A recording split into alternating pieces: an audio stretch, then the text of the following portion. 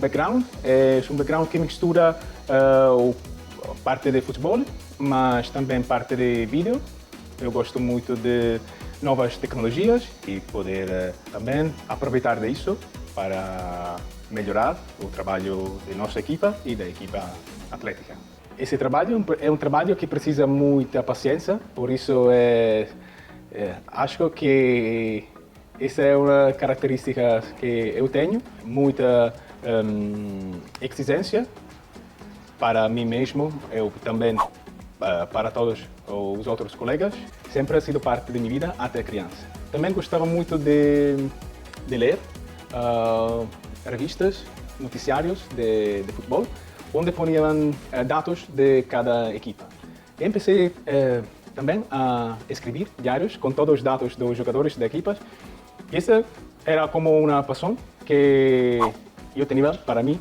Fala, nação rubro-negra, tudo bem com vocês? Flagel TV na área. Galera, a gente viu aí um trechinho da entrevista do analista de desempenho Cosimo Capagli, cara muito capacitado, italiano, e essa comissão técnica do Paulo é nota 10. E no vídeo de hoje, é lógico, a gente vai falar sobre o mercado da bola, situação aí do Michael, também do Andréas Pereira, do Arrascaeta, dessa renovação que nunca acaba essa novela, também do Isco, que foi oferecido ao Flamengo, jogador do Real Madrid, e a situação do Ferreirinha.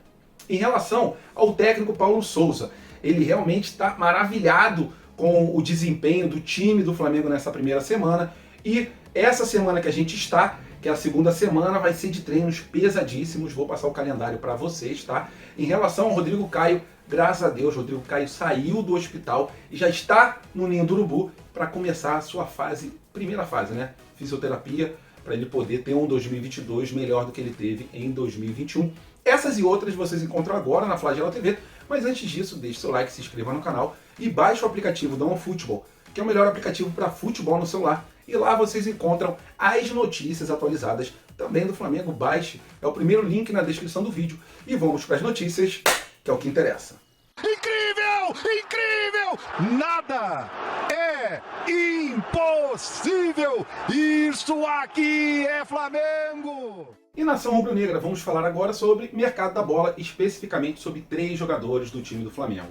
O Andréas Pereira, o Arrascaeta e também o Michael. Vamos começar pelo Arrascaeta, que é uma novela que já se arrasta por muito tempo, mas, segundo o jornalista Vene Casagrande, essa novela está muito próxima de terminar.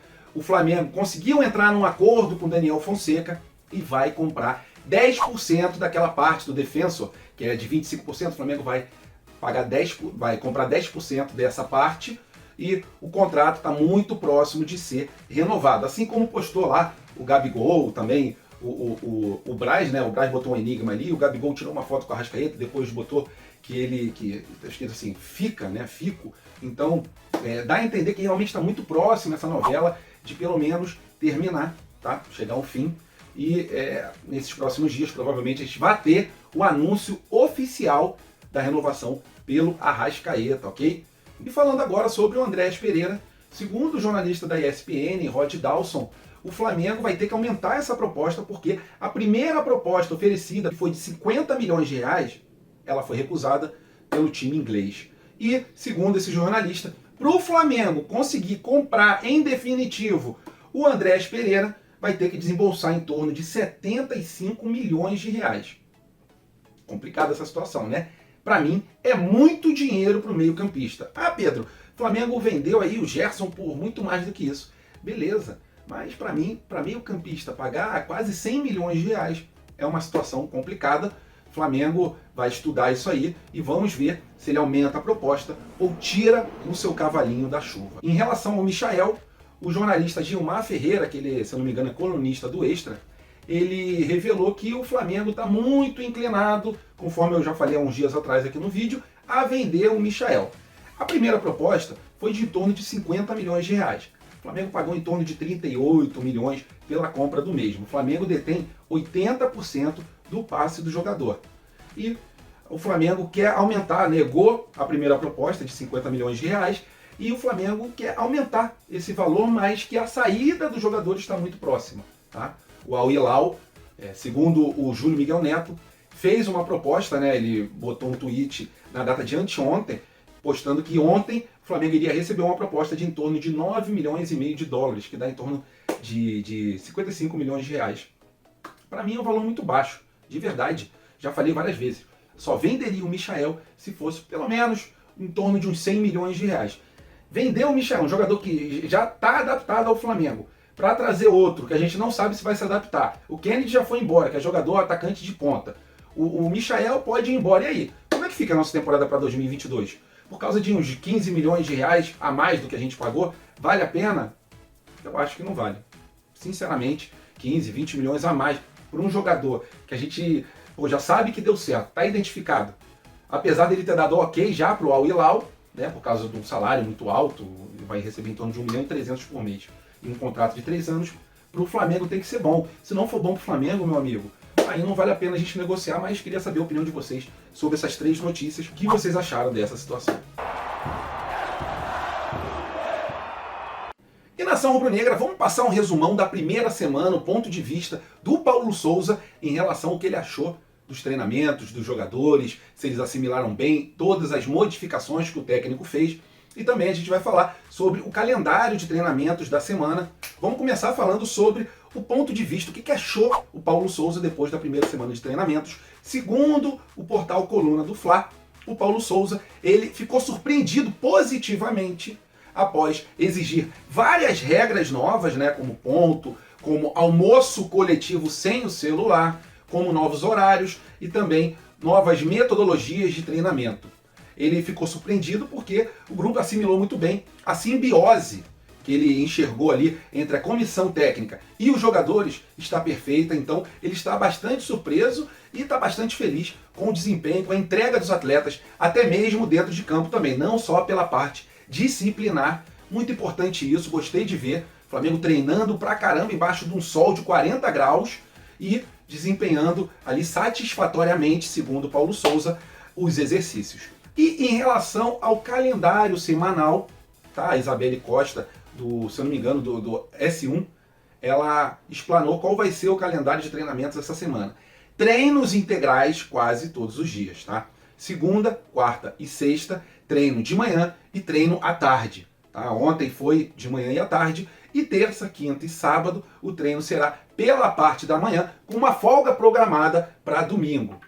Então dá para ver que os jogadores estão querendo voltar àquele patamar que a gente estava em 2019, 2020, pelo menos o comecinho, e também dá para ver ali que o Paulo Souza está aprovando o comportamento dos atletas, a entrega dos atletas, porque, vou te falar, o vídeo de ontem que eu postei aqui no canal, que é da Flá TV, ele, embaixo de um sol realmente de 40 graus, às 10, 11 horas da manhã, os jogadores correndo pra caramba, fazendo treino físico pesado, embaixo desse maçarico que foi o sol do Rio de Janeiro de ontem.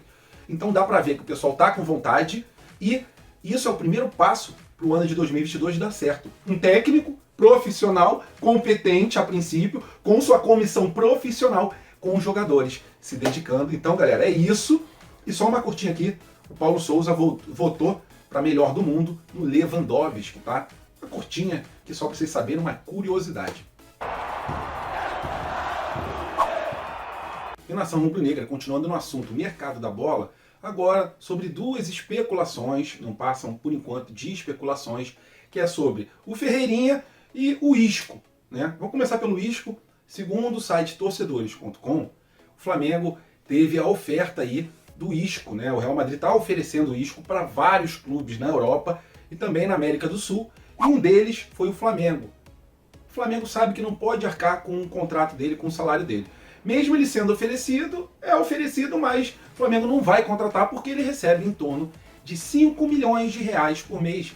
Ah, ele abaixa o valor do salário. Vai baixar para quanto? Vai querer sair da Europa, vir jogar no Brasil? Muito, muito distante essa situação aí do Isco, tá? Torcedores.com trouxe essa situação, mas a possibilidade é zero dele vir para o time rubro-negro, tá?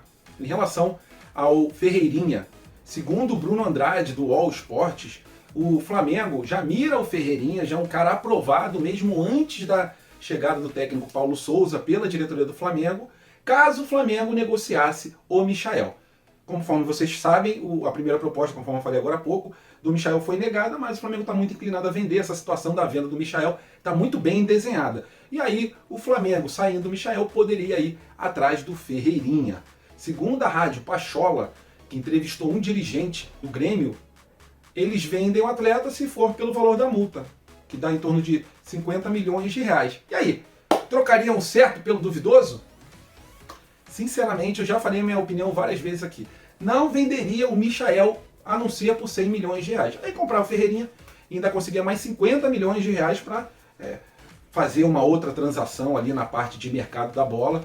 Só que, pelo que está se desenhando, o Michael vai por um valor muito mais baixo, né? Em torno aí de entre 50 e 60 milhões de reais. E aí, galera, a gente não tem certeza se o Ferreirinha daria certo no time rubro-negro. E nem se o Flamengo conseguiria a contratação dele. Então, muito difícil essa situação. O Ferreirinha pode estar chegando caso o Michael saia, mas queria saber a sua opinião. Vale a pena a gente vender o Michael e trazer o Ferreirinha? Comentem aqui nos comentários, porque o bicho tá pegando, pelo menos em relação aos torcedores que não querem a ida do Michael.